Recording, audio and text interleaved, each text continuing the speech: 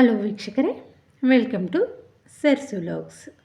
ಮನೆಯಲ್ಲಿ ಯಾವುದಾದ್ರೂ ಫಂಕ್ಷನ್ ಇದ್ದಾಗ ಅಥವಾ ಯಾರಾದರೂ ಗೆಸ್ಟ್ ಬಂದಾಗ ನೂರಾರು ರೂಪಾಯಿ ಕೊಟ್ಟು ಅಂಗಡಿಯಿಂದ ತರೋ ಬದಲು ಮನೆಯಲ್ಲೇ ಈಸಿಯಾಗಿ ಸ್ವೀಟನ್ನು ರೆಡಿ ಮಾಡ್ಕೋಬಹುದು. ಬೇಕ್ರಿಗಿಂತ ಟೇಸ್ಟಿಯಾಗಿರುತ್ತೆ. ಮಕ್ಕಳು ಕೇಳಿದಾಗ ನಾವು ಪಟ್ಟಂತೆ ರೆಡಿ ಮಾಡಿಕೊಡ್ಬಹುದು. ಹಾಗೆ ಹೆಲ್ದಿಯಾಗಿ ಇರುತ್ತೆ ನಾವು ಮಾಡಿಕೊಟ್ರೆ.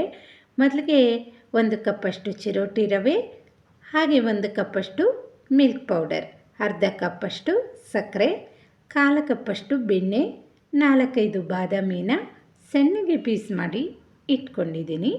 ಇವಾಗ ಒಂದು ಕಡಾಯನ್ನು ಬಿಸಿ ಮಾಡಿಕೊಂಡು ಇವಾಗ ಚಿರೋಟಿ ರವೆ, ಮಿಲ್ಕ್ ಪೌಡರ್ ಎರಡನ್ನು ಒಟ್ಟಿಗೆ ಸೇರಿಸ್ಕೊಳ್ಳಿ. Flame low ಫ್ಲೇಮಲ್ಲಿರಬೇಕು.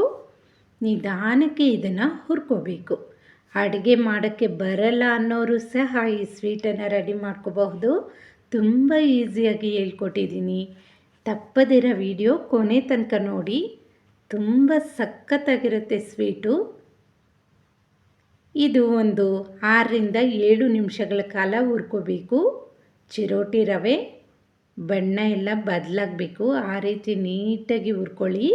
ನಂತರ ಸಕ್ಕರೆಯನ್ನು ಸೇರಿಸ್ಕೊಂಡು ಅದೆಲ್ಲವನ್ನು ಮಿಕ್ಸ್ ಮಾಡ್ಕೋಬೇಕು. ಇವಾಗ ನಾನು ಬೆಣ್ಣೆನ ಹಾಕ್ಕೊತಾ ಇದ್ದೀನಿ. ಬೆಣ್ಣೆನ ಹಾಕ್ಕೊಂಡ ನಂತರ ಇದು ಮೊದಲೇ ರವೆ ಎಲ್ಲ ಬಿಸಿಯಾಗಿರುತ್ತೆ. ಇದು ಬೇಗನೆ ಕರಗಿಬಿಡುತ್ತೆ. ಈ ರೀತಿ ಚೆನ್ನಾಗಿ ಇದನ್ನು ಫ್ರೈ ಮಾಡ್ಕೋಬೇಕು. ಒಂದು ಗಂಟು ಸಹ ಆಗಬಾರ್ದು. ಆ ರೀತಿ ಇದನ್ನು ಕಲಿಸ್ಕೊಳ್ಳಿ. ನಿಧಾನಕ್ಕೆ ಒಂದು 10 ನಿಮಿಷಗಳ ಕಾಲ ಇದನ್ನು ಫ್ರೈ ಮಾಡ್ಕೊಳ್ಳಿ. ಲೋ ಫ್ಲೇಮಲ್ಲಿ ಇಟ್ಕೊಂಡು ಫ್ರೈ ಮಾಡ್ಕೊಳ್ಳಿ. ಹಾಲಿನ ಪುಡಿ ಇರೋದ್ರಿಂದ ಬೇಗ ಸೀದೋಗುತ್ತೆ. ಹೈ ಫ್ಲೇಮಲ್ಲಿ ಇಟ್ಕೋಬೇಡಿ.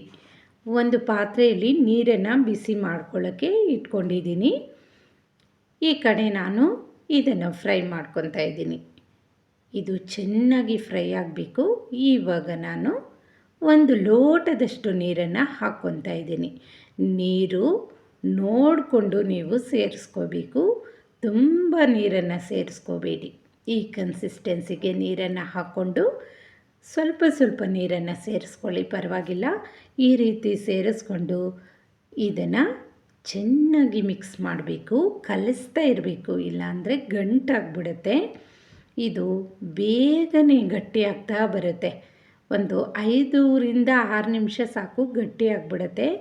ಈ ರೀತಿ ಚೆನ್ನಾಗಿ ಮಿಕ್ಸ್ ಮಾಡ್ಕೋಬೇಕು. ಈ ಬರ್ಫಿಗೆ ನಾವು ಪಾಕ ಮಾಡ್ಕೋಬೇಕು ಅನ್ನೋ ಕೆಲಸ ಇಲ್ಲ. ಆರಾಮಾಗಿ ಈಸಿಯಾಗಿ ಮಾಡ್ಕೋಬಹುದು.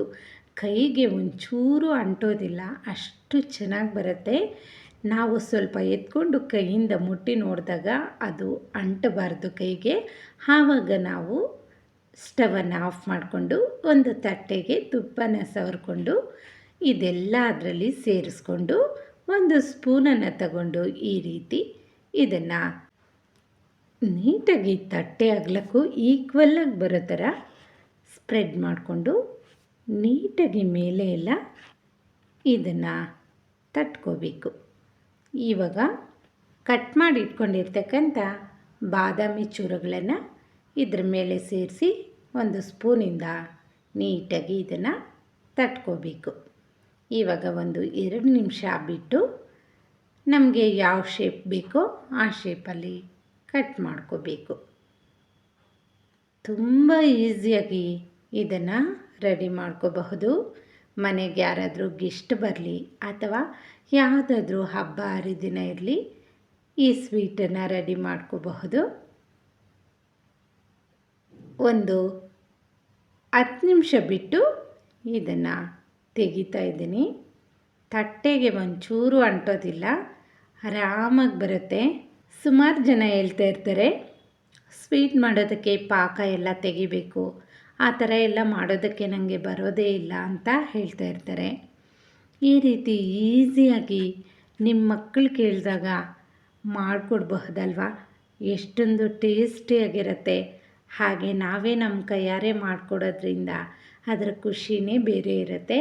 ವೀಕ್ಷಕರೇ, ನಮ್ಮ ಇವತ್ತಿನ ಈ ರೆಸಿಪಿ ನಿಮಗೆ ಇಷ್ಟ ಆಗಿದ್ದರೆ ಪ್ಲೀಸ್ ನಮ್ಮ ಚಾನಲನ್ನು ಸಬ್ಸ್ಕ್ರೈಬ್ ಮಾಡ್ಕೊಂಡು ನೋಡಿ.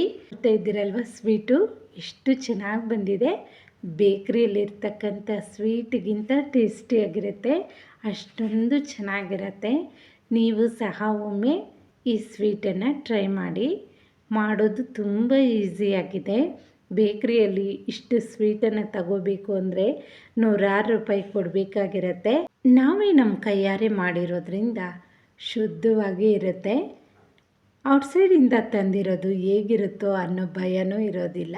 Thank you for watching.